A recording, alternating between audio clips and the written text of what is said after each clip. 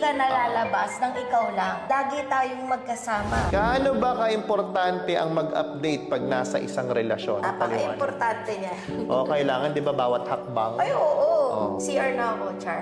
Kakain ako, susubo na ako. Pangatlo ko ng subo ito. Medyo OA ang sinasabi mo. Ganyan ka eh. Pero, halimbawa, alam ko na sa friend gathering ka, hindi ka nagpaparamdam. So ako, pagbabawalan kita. At ang naging solusyon ko dyan, sobrang controlling, sobrang possessive.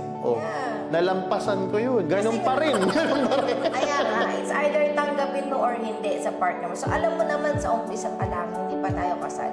Ganun na yung personality ko. I want updates. Either tanggapin mo yun na ganun ako or hindi. Dapat di na tayo so sobrang importante ba yun? Para sa akin, lalo na sa personality ko, again, depende yan sa personality nating mga babae. May mga babae walang pake. Sa akin, bilang babae or hindi lang bilang babae, even sa lalaking side, depende sa ugali ng tao. Pag ang ugali nga ng tao, katulad ko, possessive, gusto talaga yan, yung control freak, then asahan mo na ganitong ugali ng partner mo. Manghihingi siya ng update kasi ngayon yung ugali. Ang bottom line na sinasabi ko, kung ang personality ng partner mo ay alam mo control freak siya or ano, dapat tanggap mo. So kung hindi, okay lang. Kung hindi, maghiwalay na kayo.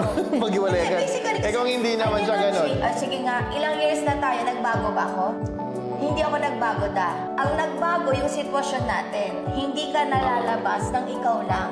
Lagi tayong magkasama. Anong importance nun? I'm securing myself na hindi ka mapalo.